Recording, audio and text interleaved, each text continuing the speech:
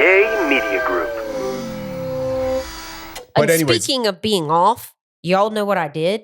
It was the next day after we got back because I was so tired. I had been up over 24 hours. I hit the car with the garage when I was pulling in, and I've never done that. And I think I was just so tired, but I didn't dent the I hit the car with the garage. Or I hit the...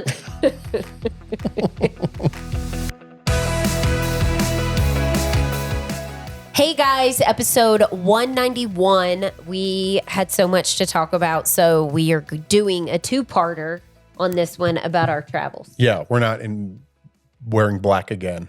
It's the same episode. Speaking of black, is anyone like, it's only 6 o'clock our time right now when we're recording this, but it feels like it's 9 o'clock. The time change is just from the trip to coming back here with the time change, and now it's dark early. It's really like throwing me off. I went to bed at 7:30 yesterday. I know. I was so tired. I could not keep my eyes open. I started taking, you remember me telling you all, I have been seeing this lady like with hormones, just everything, helping me weight loss. And she gave me this magnesium to take. You said it was a good brand. I took some of it. Oh, that Thorn or yes, whatever. Yeah. It works. It makes me so sleepy. And, I was up all the time. I know you're supposed to take it for night, but can you take it in the morning? Because I took it in the morning. Oh, really? I always take it. I know magnesium is supposed to help you sleep, but I saw it in there and I just took it. It didn't make you sleepy. I don't know. I took it yesterday. Maybe that's why I'm so off. Maybe. I don't know. I just saw it. I'm like, oh man, because I think it helps you relax. I don't know. I should look into it.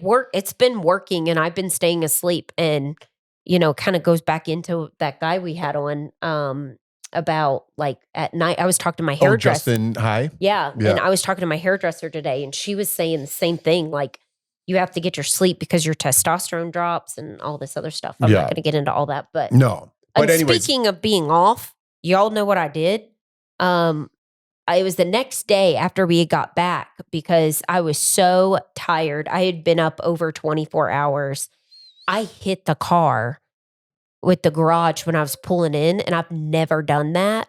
And I think I was just so tired, but I didn't dent I hit the car with the garage. Or I hit the... All right. Yeah, we're not tired at all. But yeah, everyone knows what you mean. I came downstairs and I told Jeff, I go, Lawson looks at me. He was in the car and he goes, oh my God, Dad is going to kill you. And I go, no, it wasn't his car. So we're fine.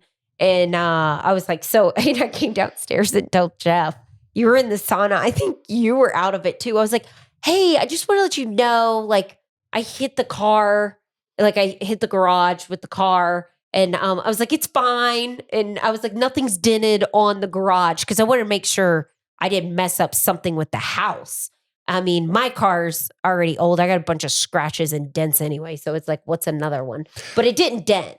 Okay, so Jordan tells me that. And then the next day I'm out there. I'm like, Jordan goes, don't worry, there's nothing on there. I'm like, so you hit the car against the garage and nothing's on there. So I go to look, and on the back right fender, because we have a 2-car garage where you got to come in a little tighter.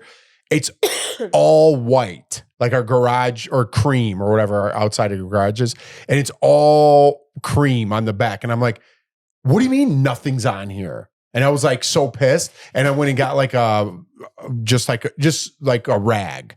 And luckily, it was just like one of those, because we hit the rubber part, or you hit the rubber part right around, that goes around the garage. So that, like, for some reason, the paint came off. However it happened, the paint came off the car, luckily. All I know is I just felt the car hit, and I was like, shoot. I was like, this is the first time I've ever done this, and we've lived here 5 years. I was just so tired. I honestly felt like I was, like, floating for, like, a couple days. Yeah.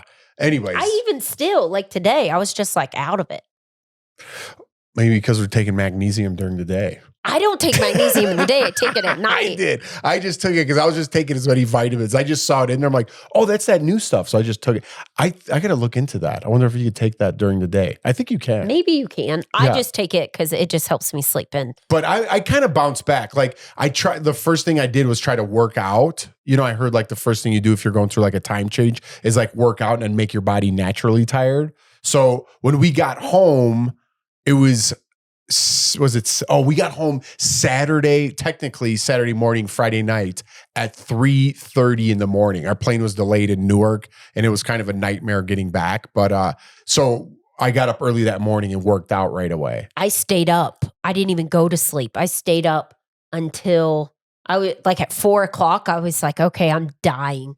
And then 7, I think I only made it to 7:30 out. I don't remember anything. I just fell asleep, but I was up past 24 hours. Yeah. And then I went by my neighbor's house at night. You were already asleep. And my neighbor's like, have a beer. I'm like, dude, I just drank so many beers. And he's like, well, what's one more? And I'm like, all right, what's one more? And I'm like, all right, man, it's getting pretty late because our clocks in our house were still an hour ahead. Oh. We didn't change. Did you change those, by the way? I did. Oh, I was wondering. So I thought it was later. And I would go over to his house. I'm like, it's 6:00, dude. Or 6:30 or whatever it was because it was dark and I felt like it was like 9:30. My time. Anyways, our time's off. We're back. Everything's fine now. But now with the time change and it getting darker, it's just I'm sure everybody's a little thrown off. How was it going back to work?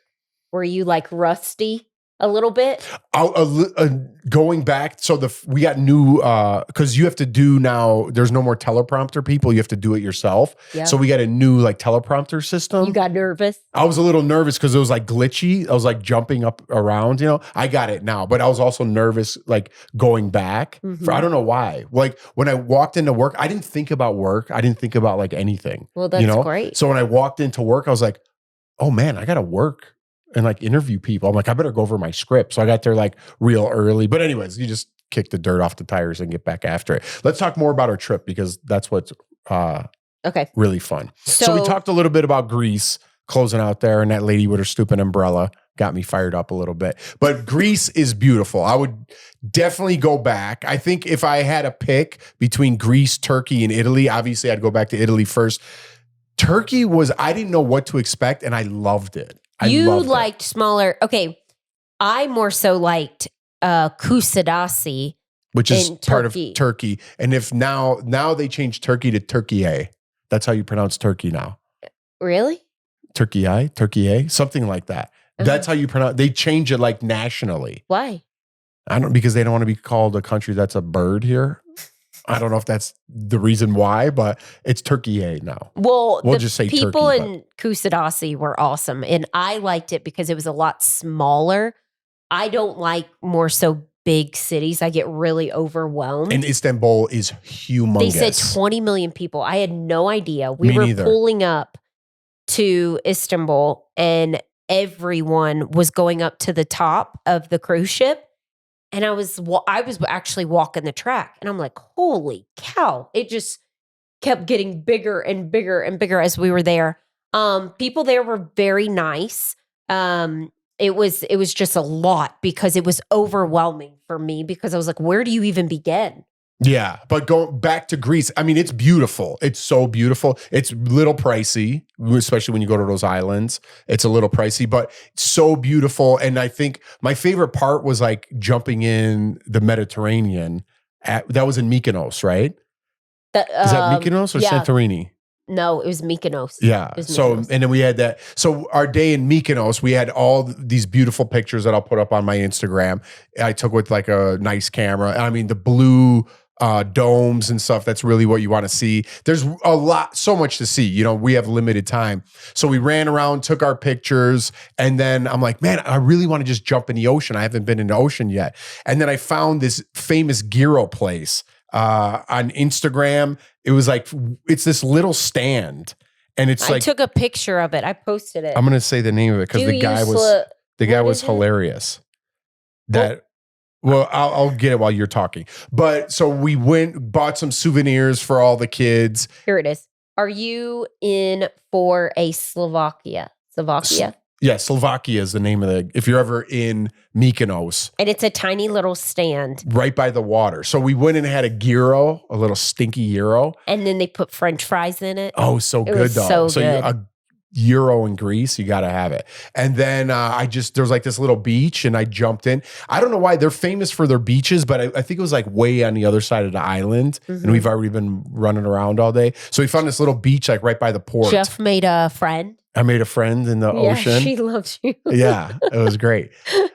And so we just swimming around in there, but that's like my favorite day. You know, like I got a beer with my gyro and brought it over to the beach, ate that, took a dip in the water. It was so nice and refreshing. I don't know, just like simple things like that. Got some souvenirs, then got back on the boat, which is the best part of taking a cruise because you can just do your thing and then hop back on your cruise and you have a little taste of home. One thing I was impressed with getting back on the boat, they don't mess around with like security. Oh, yeah. You have, I didn't know they did this because I just don't know. But you have your card and it has your photo and they check to see that it's you. They make you go through all this security to get back on the boat. And I was like pretty impressed by Which that. I like. Oh, I did rather too. be, wait. And it wasn't, it was fast, but I'd rather be a little bit more cautious than not. Yeah. You don't want just people running onto the boat. Yeah. You know what I mean? So I love that. And that was great. And when I say like, I'd like to explore Turkey more rather than Greece, it's just like, I saw those domes, I had my gyro. I'm sure there's a lot more to see, but Turkey was so huge that there's so much to see. Yeah. So that's why I'm not trying to knock saying And one of our friends' mom lives there. And I was like, oh, we should text her to come meet us. But we were on a schedule with the boat and I didn't want to mess things up. Yeah. All right, let's take a quick break. The holiday season is here, and what that means a lot going on, which also means that there's not a lot of time to cook. I don't have a lot of time between sports, school, everything going on. Hungry Root makes my life so much easier. Yes. So if I can't come home and cook dinner in time, Hungry Root is where it's at in this house. They help you stay on track if you have dietary plans or you're gluten-free, whatever you are. I'm more of a meat kind of guy diet. They have everything for everyone's needs. Hungry Root plans all of our meals for the week. It shops for us. It delivers everything that fits our health goals, dietary preferences, and your budget. Yes, there's something for us. There's something for the kids. There's something for everybody, and they make it simple and easy and also fun. When you go onto their website, you choose what you like, and they actually give you an idea of what meals to choose from. Hungry Root has over 50,000 chef-crafted recipes to choose from each week. Just what Jeff was talking about. Yes, I have more of a carnivore diet. That's what I like to eat, but there's something for everybody, whether you're a vegetarian or you just like fish or you want to focus more on vegetables or something for the kids. Hungry Root has something for everyone. And I like that it can be made in 15 minutes or less. And it's waiting for you at your door when you get home, which I like the most. Hungry Root not only helps save up money for gifts by cutting down on food waste, but it also saves you a trip from being out in the cold to the grocery store by delivering you all you need to your door each week. Hungry Root holds all of its food to high standards, screening out over 200 additives, including high fructose corn syrup, artificial sweeteners, and preservatives. Take advantage of this exclusive offer. For a limited time, get 40% off your first box, plus get a free item in every box for life. Go to hungryroot.com/togetherness and use code togetherness. That's hungryroot.com/togetherness, code togetherness, to get 40% off your first box and get a free item of your choice for life. That's hungryroot.com/togetherness, MESS. Okay, welcome back. Yeah. So speaking more on Turkey, if you do go there, like I said, it's huge. But there was this little town that we stopped in for the day, which I don't know. I loved it. I don't know why I fell in love with it. It's called Kusadasi, and it's right on the water. And it wasn't even like a beautiful day. It was kind of rainy a little bit. But you go, it's just such a great little town. I think more than anything, the people we met make the town better. Yeah. And we met some amazing people. We bought all these like little gifts for the kids and cool little things. So the people were so great. They walked us like from store to store. They're like, hey, you got to go check out my cousin at this store. And he didn't walk us like next door. He walked us for like 10 minutes holding our bags and stuff. Yes. And he's like, you got to check out my cousin over here. So I don't know. I think, and then when we got to him, he was super nice. He fixed my broken watch, by the way, that I've been complaining about in the United States that nobody will fix it. He's like, I'm like, how long is it going to take? He goes, go have a coffee. It'll be done in 20 minutes. Oh yeah. And they were like, do you want a Turkish coffee? Yeah. And then didn't I say something like with cream? I go, sure, with cream. And they looked at me like I was crazy, like Turkish coffee. I was like, oh, okay. That's just like espresso. Yeah. So that good. was that was another thing. I love seafood. And we were walking by this little place and they had all the fresh fish, like all the boats on the water, like tiny little fisherman boats that go out there and they bring in the fresh catch every single day. And they were all docked right outside where we sat. And you just pick like the fish that you want. We sat right by the water. I mean, there was a fishing pole, and Jeff, of course, grabs the fishing pole and is having a beer. And it was just a nice view. And again, like he said, it's the people there. They make you feel so like welcome. And so I actually got those guys' numbers because I was like, I'm ordering some stuff from you guys. And they're like, okay. So if anybody wants any numbers, we got the hookup over there in Turkey now. I don't know about that, but yeah, we got the hookup, but I don't know about people getting our numbers to call these guys. Hey, we listen to his podcast in America and they said, I'm great. I've already like given their numbers out to people for business. All right, well, maybe we'll hook you up. But anyways, they were so great. And I think that's why I loved it in the combination of what, eating on the ocean and things like that. Just very simple. I don't know. That's like my favorite thing to do when I travel. Drinking their local beer, having a local coffee, seeing the sights. I think too with us, it was again about, because we talked about, oh man, we want to bring the kids to another country. But we were both saying like the kids couldn't stand all the walking. No. There's no way. They would be crying. And it was nice because it was like you and I could just be like, you want to go here? You want to go there? Okay, let's do this. And we didn't have any responsibility. It wasn't like, oh, where are the kids? Are the kids okay? Did the kids eat dinner? Oh, we got to feed them. Yeah. It was more like you and I could go in Italy. We remember we didn't eat like all day. And then by the end of the night, we were starving. But it was like we were trying to get our stuff done and see all the touristy things. So that's like what was nice about it this time. Yeah, I don't know. That was nice too, just not having that worry maybe. That's why I liked it so much. But then we get back on the boat and then you go at sea for a day and that's when you come inside. They have amazing dinners on the boat. Oh, yeah. They have like these 5-star restaurants, all these different things. And then even if you don't get those restaurants, like if you don't want to go to those really nice places, all the things that come in the package are amazing food. I didn't even know there was extra restaurants until like halfway through the trip. Well, this lady sitting beside me was like, are you not using your app? And I go, what do you mean? And then she broke it down. She gave me a whole lesson on what to do because she's a cruiser. And so she explained to me what to do. Yeah, and you could just go in there and eat with your same card. But the food in like the quote unquote cafeteria, I say like cafeteria, it's far from it because there's like everything in there. But that's where everybody eats. And then you have 4 additional restaurants that you could eat with the exact same package. And I was like, I didn't even know you could eat here. And it's like sit down dinner. The French onion. I kept getting French onion. It was so good because I had a cold. And it was so nice. I was like, Jeff, let's go back to this restaurant and get French onion. Well, the first night was really nice. Mm-hmm. And that was like very fancy. Very fancy. But it was our first night. I was so excited. Then the one Eden, I remember on the back of the ship. So you're eating and then you're seeing like all the waves from so everyone has like a little theme. And then that one restaurant we went into, La Petite. Oh, yeah. It's posted like a storybook. Yeah. So you just go in and your table's all white. And then there's like a projection screen, and in every single course that you do, a little story plays on your table. It's so amazing. I never even knew that they did that, but I looked it up on the internet and I started following them on Instagram. It's called La Petite Chef. Uh-huh. And I guess it's like a thing and they're in New York and all over. Oh, so that was a really cool, I was surprised. I didn't even know that was a thing, but that was a cool restaurant. There's so many cool things. So we kind of had a routine when we were not in a city. We'd get ready, like have happy hour with Garrity in the main area by the pool. And we'd talk and he'd just make us laugh and have a couple drinks. Then we'd go shower, get ready. No, you're missing the hot tub. Oh, yeah, we'd hit the hot tub after Garrity. We'd go hit the hot tub. Then go shower. That's right. Then we go shower, get ready, and then get everything ready. Then we go have a really nice dinner. Uh-huh. Drink the same wine from Argentina every single night. My Malbec from Argentina. Had my meal a couple times. We ate Rocky. Hi, Mr. Jeff. And then always I ended my meal. I don't know if you guys do this or if it's Italian thing or just from Mimo and my friends.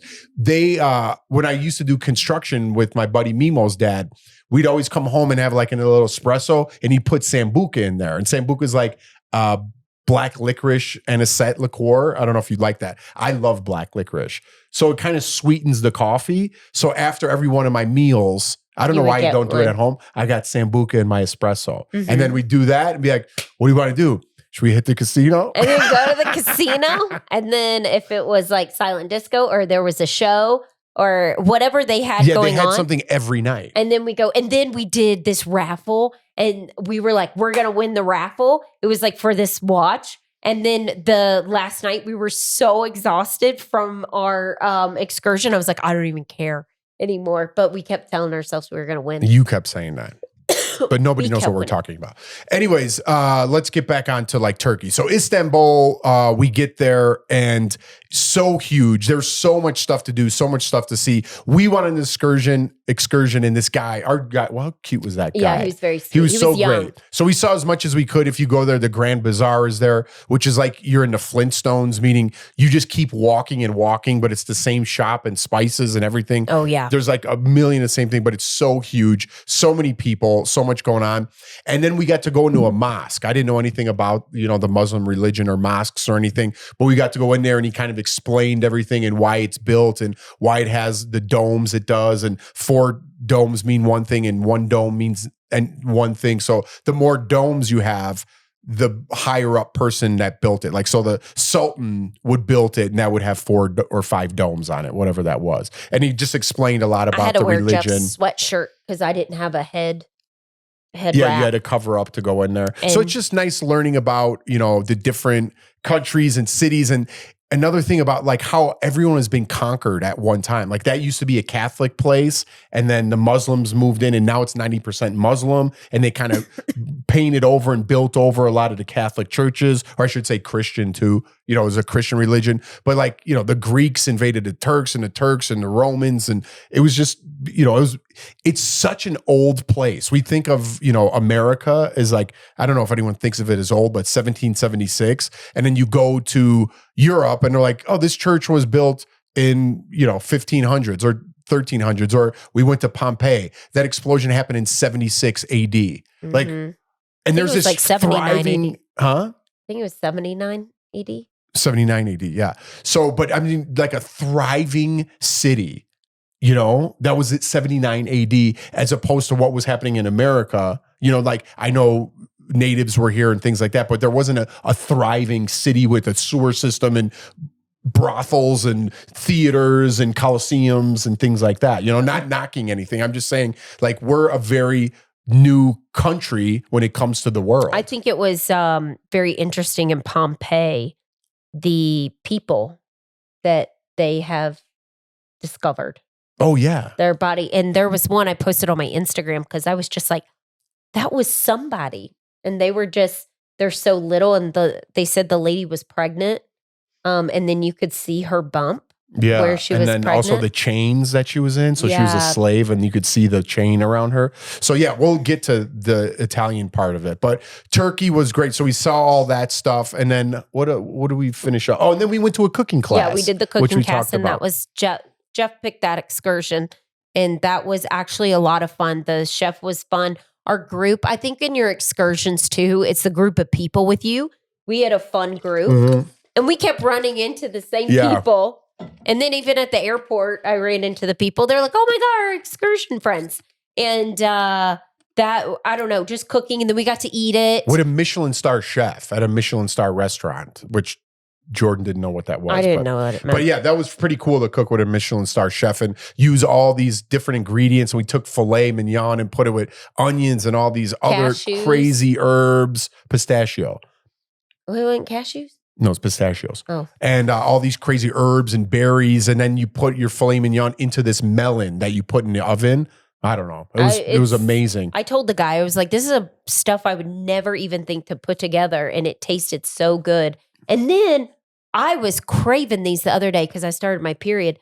The rolls, what were they called? They were like the deep fried rolls. And he put honey on them. But we filled them with cheese. Yeah, so I forgot, what do you call that paper? Not parchment. I don't know, whatever that like pastry is, but there's one for like sweet and there's one for savory. I don't know. So you take this dough, phyllo dough. So you take phyllo dough, you put all these like 5 different kinds of cheese in there, you roll it up into like an inch, and then you roll it the other way so it kind of looks like a cinnamon roll. And I'm like, oh, this is going to be great. There's like cheese in here.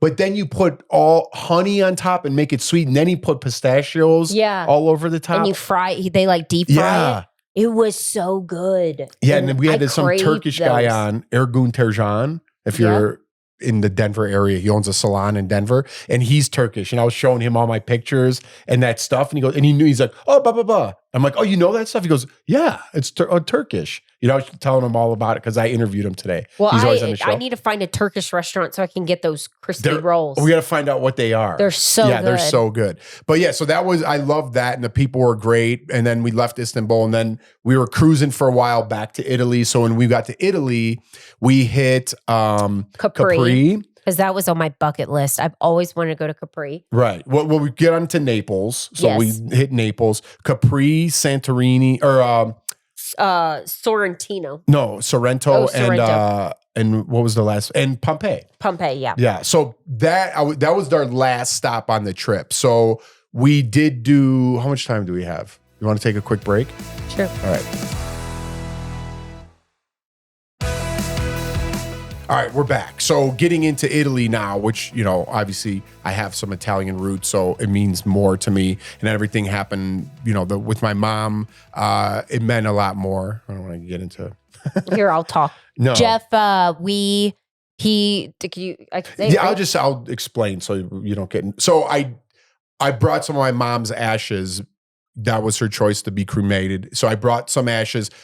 I know people are going to freak out. You get a letter. You know, from everything was up and up. You get a letter to take the ashes over there. And then I don't want to say what I did with them or anything like that. It wasn't anything crazy, but I did bring a little piece of her back to Italy. So that was very nice and emotional day, but it was a beautiful, beautiful day. It was a beautiful day. But yeah, Capri was really cool. And yeah, it was very cool. Not what I know, I'm getting a little emotional here. But yeah, it was beautiful. It was beautiful. I have always wanted to go, and it was exactly how I thought it would be. The gelato was so good. I got gelato and coffee. I wanted to shop more there, but we didn't have much time. And it's not what you think. You have to take like a gondola up to the top. And then it's very compacted, very expensive. I follow this swimsuit designer, and she always posted about Capri because that's where she vacationed. So everything that she had posted, like with hers, and like she'd, shop at the designer stores and stuff. So I had like an image of like what it was in my head. And ever since I saw her stuff, I was like, that is my dream place. I want to go there. And it was exactly like how she showed it. Yeah, so that was very beautiful. But that one day we hit all 4 spots. We started in Napoli, and then we went to Capri, which you have to take a boat to get to. Then we took the boat back to Sorrento, and Sorrento was very special to me, obviously. But it was so gorgeous. I wasn't expecting. I wasn't expecting much either. No, and it was so gorgeous. The middle that. Town center is like something out of a movie. Yeah. It's crazy. And it was everybody's so on scooters. Yeah, like scooters, and the hotels are so pretty. I would love to go back there again. And then we ate pizza, and the pizza was so good. And the people sitting beside us were from England, and we were talking with them, and they were fun. And then I got why can't I think? I got what was I drinking? Aperol Spritz. And Jeff got some wine. And I drank a little wine. And then we were just people watching. Yeah, because we were on the tour still, but then they give you a little break to go explore on your own. So we got a bunch of souvenirs from there too. Then had that classic Napolitan pizza, just, fresh mozzarella, basil. That's it. And it's like the best pizza in the world. It was so good. And so you got to get that when you're... That was all that was one excursion. So that was like 10, 11 hours. We were tired. But then we went to Pompeii. Yeah, then we went to Pompeii So after that was, I was really looking forward to Pompeii from the whole trip. I don't know why.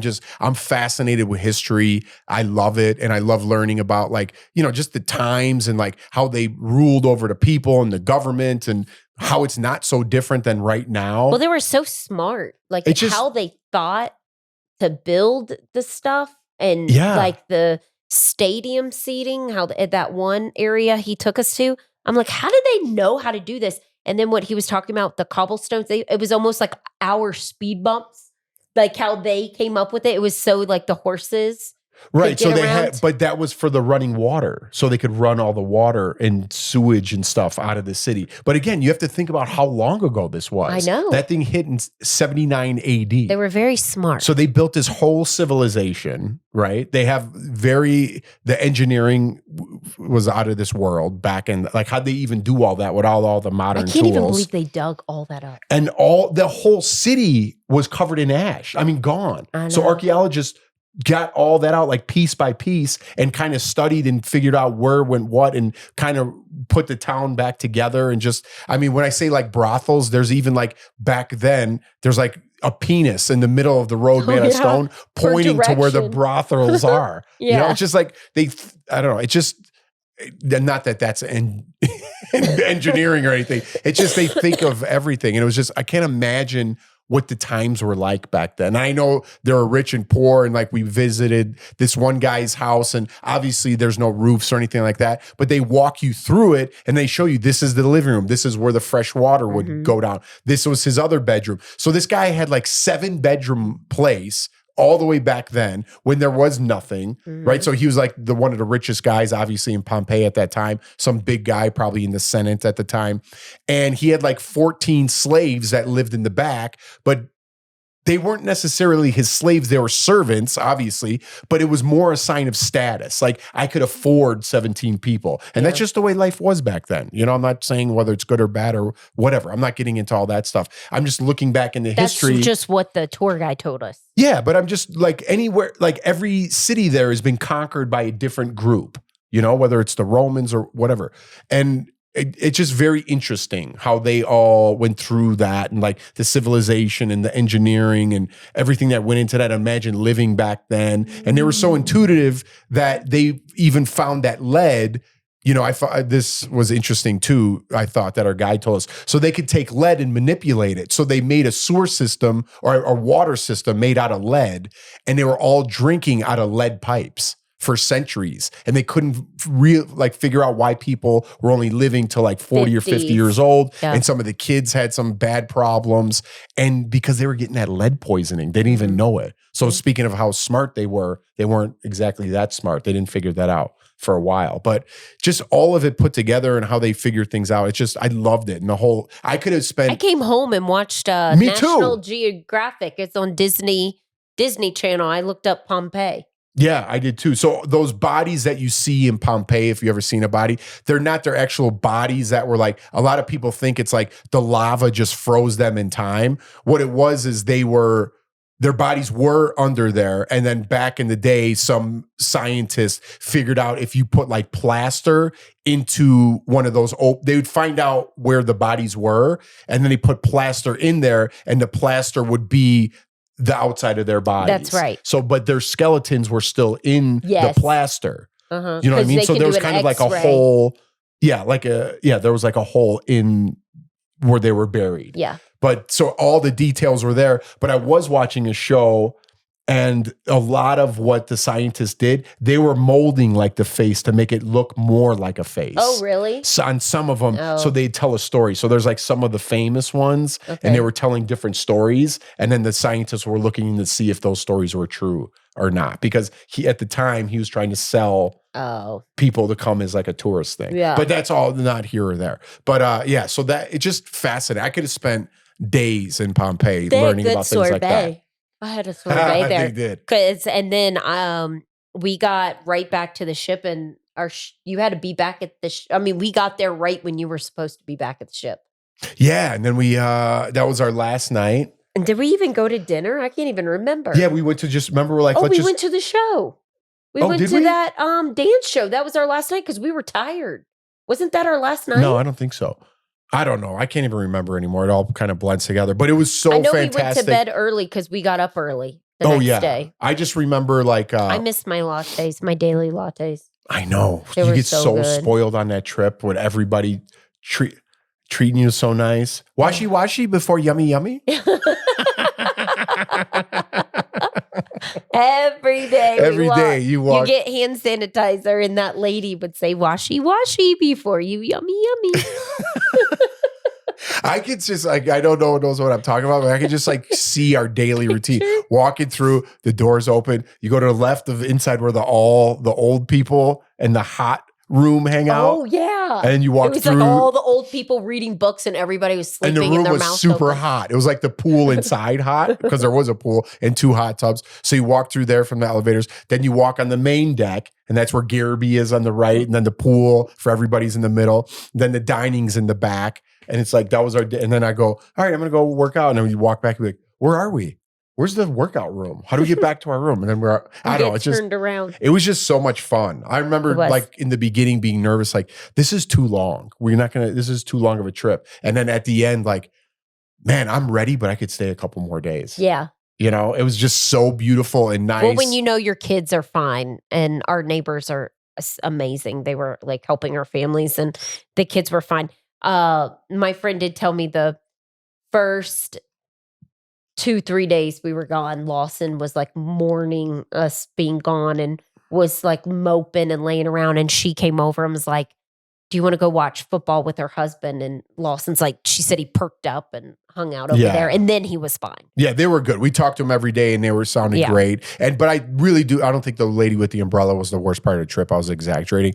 But one part I did miss is that Lawson's flag football, he had his championship game. Yeah. And I was really looking forward. We tried to stay up as late as we could to hear the results. Like 2 a.m. And then I remember just Jordan, she's like, they lost. And it was like real late. I'm like, no, they did not. Yeah, because nobody was sending me anything. Nobody texted me. It's like quiet. And I was like, what's going on over there? Why is nobody getting back to me? And Lawson was like very upset and crying. And yeah, that's when I felt bad. I'm like, oh man, we should be home. We were at breakfast, and I had like tears in my eyes because I just wanted to give him a hug. And I was like, oh man, we weren't there for that. And it made me feel really bad. But my dad was there and he enjoyed that. So that was cool for that. But I mean, it's a give and take, you know, but all in all, they were more I think it was fine. Good for the kids because they are with us all the time. And again, like I said in the other episode, that Jeff and I have always put our kids before us. And it's good for them to miss us and be gone. Yeah. They've been so good for me since we've been back and like hugging on me. And like, I feel like they appreciate us more since we're back. Yeah. And I think it was good bonding for us because it was just a rough year for you. And it was good to kind of just reconnect and just have fun. And we will end on that. Yeah. Beautiful trip. If you guys are ever going to take a cruise, we're cruise people now. You got to look into Celebrity Cruise. I'm telling you, take whatever cruise line you want, but look into that before you do anything because I don't have one complaint. There were a lot of people that were writing me saying that they go on Celebrity Cruise. I hope and one day. And they were asking which one. So before we get off, we did the 11-day one. It was Greece, Turkey, and Italy. Yeah. And it was on Ascent. That's the boat we were on. Yeah, it's beautiful. I mean, it's definitely something we're going to look into in the future. I want to be a cruiser. Jeff has a 50th birthday in 3 years. I might like the cruise. I know. I told Jeff, I was like, we got to take the kids with us. So I was like, why not just cruise? And if they're a little bit older, that'd be perfect for them. You know? Yeah. Just a little bit They'll older. enjoy it more. Yeah, and they could walk a little better. And I'll walk a little not so good. All right. And we'll get travel insurance. Oh, that's right. Definitely. So, all right. Thank you for tuning in. I hope we didn't bore you guys. We will see you next time. Bye.